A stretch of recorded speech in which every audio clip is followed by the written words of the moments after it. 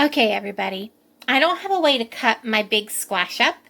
And I keep telling you guys that I wanted to make this, and my phone is blurry, probably because I'm holding it over this hot pan. But, come on. I wanted to make this, thing with carrots. Now, I'm probably not going to mash them down. We'll see. But we're going to make a dish with carrots instead of the squash because I can't cut it. It's big.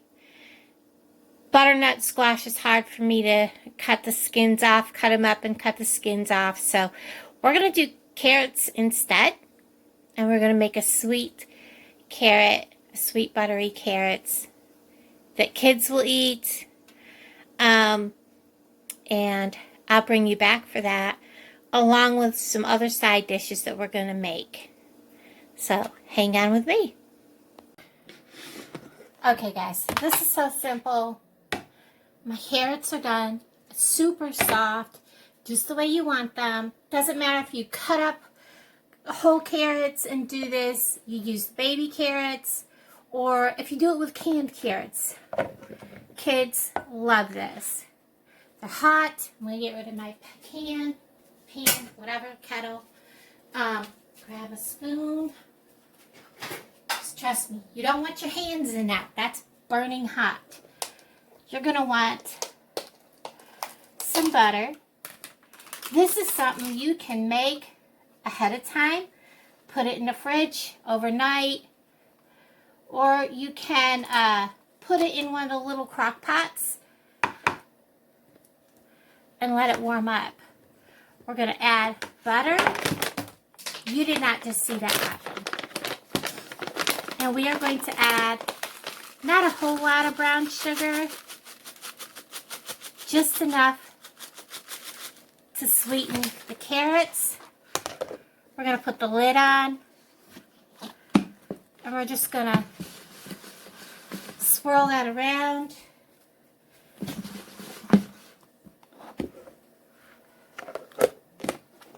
I really want to shake it, but I don't want to lose my lid.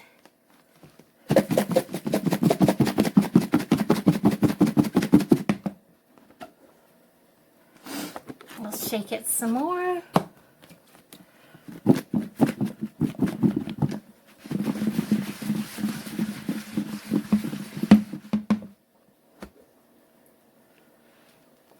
And they are sweet, but not too sweet.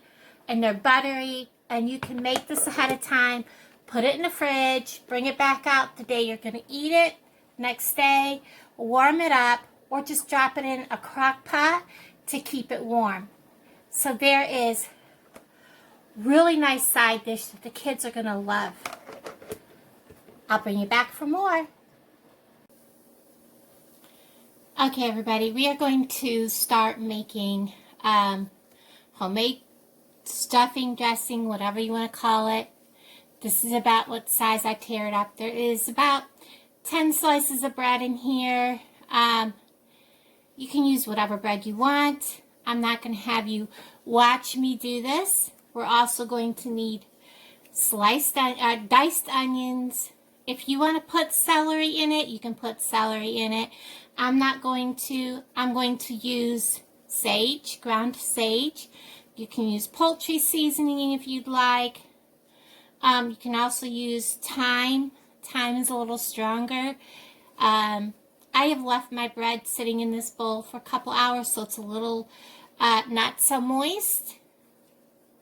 I know there's people that swear by croutons. Why waste your money?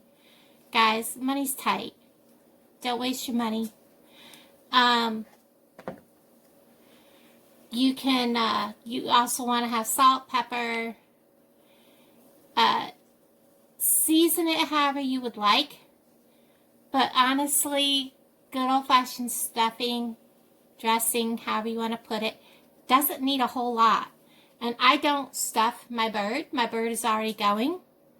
You can do this ahead of time and stuff your bird if you'd like. And in a little bit, I will also tell you how to make oyster stuffing. You're going to start out the same way, breaking up your bread. For right now, I'm going to pause you and bring you back. Okay, so at this point, I have all the bread broke up, 10 slices. It's about, I think this is like a 8-cup bowl. I don't know. Somewhere in that area. This is like an 8 or 10 cup Tupperware bowl. Don't matter. Just think 10 slices of bread, okay? This is the oysters. I am not making oyster stuffing. I'm telling you how to do it. These are whole oysters. They are not smoked. You can use the smoked ones if you really want that extra taste. What you would do is open these up. Don't discard your juice.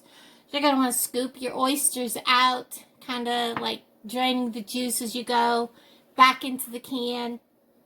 Put your oysters down. You're going to chop those oysters up into tiny pieces. Not real big, not real small. But you're going to chop them up. And then you're going to take some of this juice, not all of it that's in this can, unless you're making a huge batch of oyster stuffing. For this, I would only use about half of the juice that's in this can. Hold on. Okay, phone call after phone call after phone call. I have no idea where I left off at, so we'll just talk about the oysters again. I know I was talking about cutting them up, holding the juice back in the can. Don't discard the juice. For a batch this size, about half of this can is going to go in here. And depending on how many oysters you want, about 2/3 of these oysters that are in this can is what you want to use. So you might have some left over depending on how many you really want in here, a half to 2/3. Depending on how many oysters and how much of that taste you want in your stuffing. If you want a lot of oyster taste, go ahead, put it all in. But I'll tell you, they are strong. They are really strong. And I personally, I would say 12 slices of bread, about half a can of juice, half a can of chopped up oysters is what I use. But some people like it stronger. So a half to 2/3 of the oysters and half a can of juice is plenty of the juice to put in here. So that's how you would do the oysters. And you will put that in when you put the water in. You put that in first and then add your hot water. So we're at the point where we're going to add our butter. And we want a big old dollop of butter or two. That's only 10 slices, so that's probably about a 1/4 cup, I would say. And get my napkin back over here. Wipe my finger off. And we're going to add pepper. I had to look and make sure I was still recording. And this is stuffing, so, you know, this has got to go quite a ways. My salt.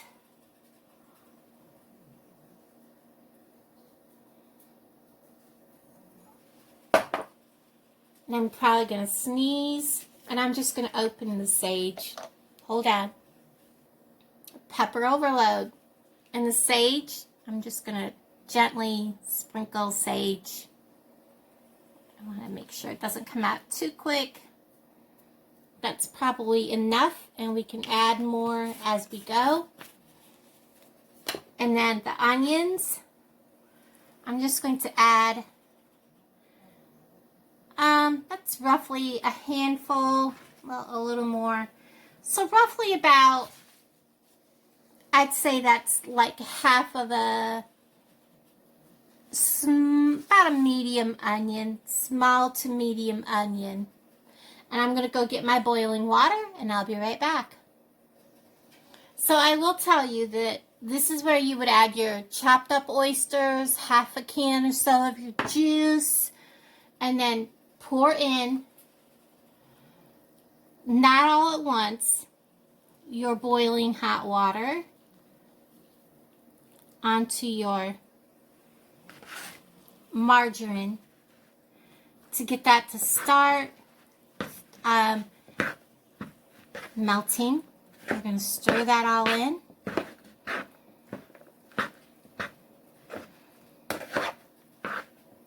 Like I said, this is going to be old school. We are not melting our butter, pouring it in, because then the butter just seeps right into the bread. You know, this way it's getting stirred around instead of just soaking into the bread. Melted butter is just going to soak into your bread. Just the way it is.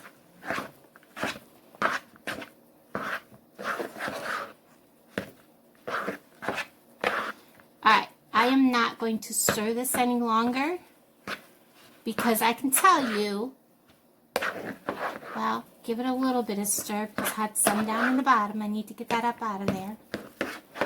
That this is going to need some more spices. So we're going to add not a lot more sage, but and adding, you know, knowing how much to add is not measuring. It depends on how much bread you have, how much, how dense your bread is, how big your slices are, what your other things you have in here, as how much spices you actually need. I'm going to stir this a little more. You want to be careful with your water, because if you add too much water, your bread's going to break back down into slime, and that's never a good thing. Alright. Break up my onions. Take a taste of a piece of bread.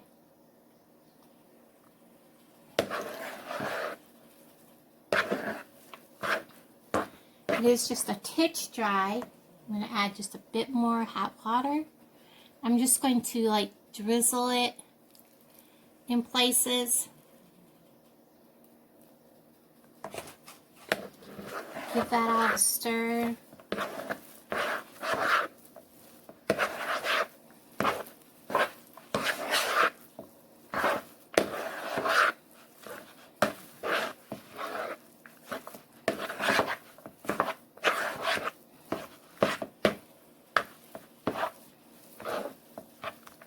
Maybe a bit more,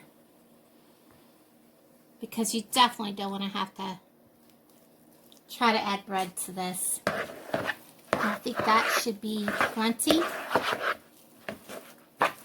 I'm going to let this set. I'm going to get my pan. This is the pan I'm going to use. It's buttered, and I'm just going to, as you can see, this little, I think it's maybe either a 4x6 or, I don't know, I keep forgetting to measure it. It is a small pan, guys. So that's how much 8 slices of bread will give you, is this little bitty glass Pyrex pan. Let's see if there's a size. There might be. Hold on. It says it's a 5x7. So it's not very deep, but there you go. We're going to put this in the oven, let it bake, and then take it out. So I wanted to show you the stuffing. It is done. It is hot. And I'm just going to turn the oven off, set this back in the oven, let it stay warm with the oven door cracked. I don't want it to cook any farther, but I do want it to stay warm. And it's a perfect size dish for just a couple of people with leftovers. So there's the stuffing, and I'll bring you back for more in just a bit. Okay, everybody, I'm back with another side dish. We have some hard-boiled eggs. They cut. Oh, the troubles I've had today. Shake off some of that water. Get them to cut. And I gotta tell you, it's been rough, guys. I'm gonna get that out of our way, so we don't need it no more. How many you do, it just depends on each person. I have a bowl here. We're gonna scoot our yellows out into the bowl. And I'm going to give you the secrets that I do to make deviled eggs. Guys, everybody's like, I need a recipe, I need a recipe. On a lot of the stuff that really isn't a recipe. It's just because everybody's making a different amount. And there's no real set recipe. Now, I'm going to take my fork and kind of like mash these a little bit so they're not still all in one big chunk. And I'll tell you, it does not take much. Either you use salad dressing or mayonnaise. It just takes a tiny bit. Trust me. The same with mustard, whatever mustard you use. Just a tiniest squirt for the flavor. You can always add more, but you can't take it out. This is my secret. Vlasic zesty dill. And I need to get another spoon because I just put my spoon in the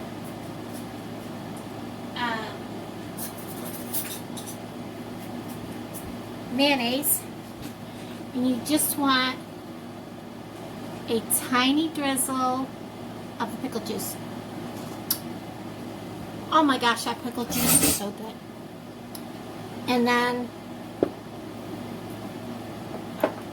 a little bit, not much because I don't have any much here, a little dash of salt. I guess there was salt coming out. Salt and pepper. Like I said, you can always add a dash more of something, but you can't take it away once you're at this point.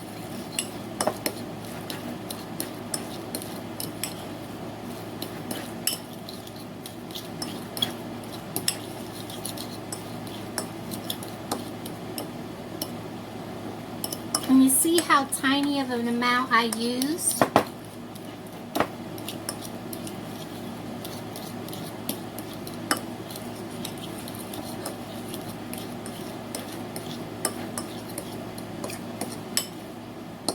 I am going to take a taste to see if it's lacking. Oh, definitely lacking. Boy, there's not much coming out of that salt shaker for sure. Dash of pepper. A little more zesty.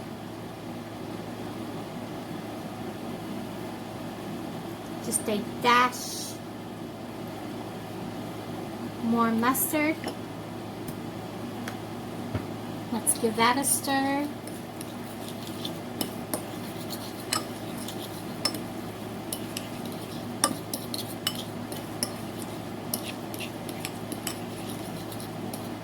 Because you're really looking for that flavor.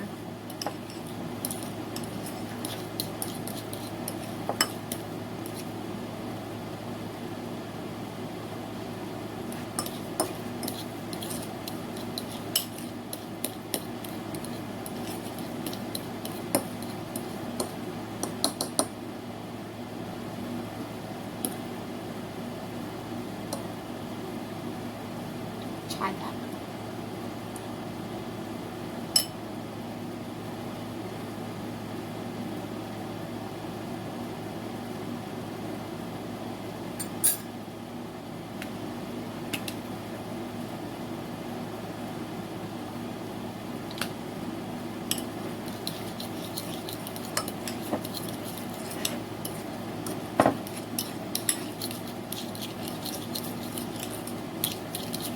Now that's looking a little bit more like it. I could definitely taste the pepper, but I couldn't taste a whole lot of any of the other flavors, so.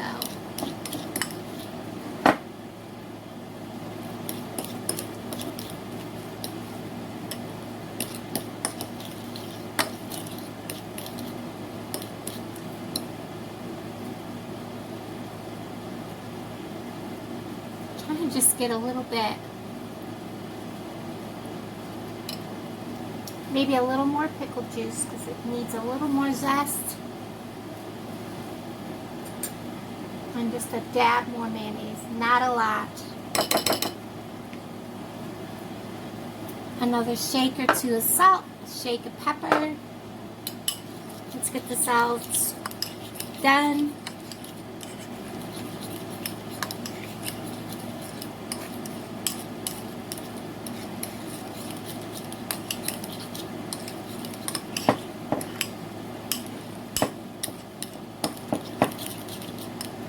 And everybody has their own taste. That's why it really isn't a specific. It's all about your taste, what you like, how much you're making, how big your eggs are.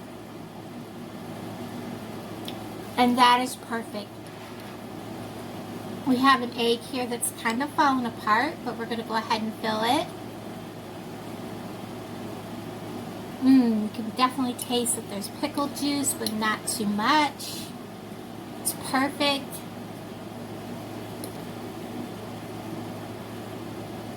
I'm not worried about being fancy about putting these together.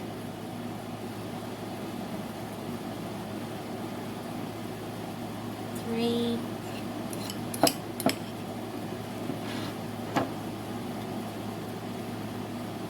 I need to get a well, I'll use the spoon from the pickles.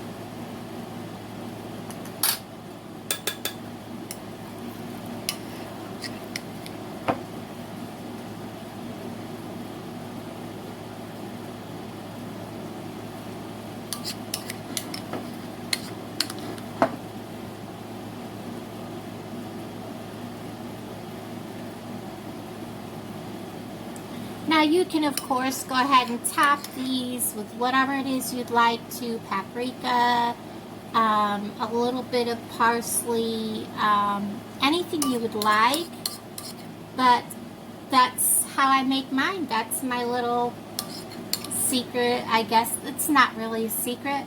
I know a lot of people use vinegar in theirs. I don't, but there's mine. Thanks, guys. I'll bring you back for more side dishes in just a moment.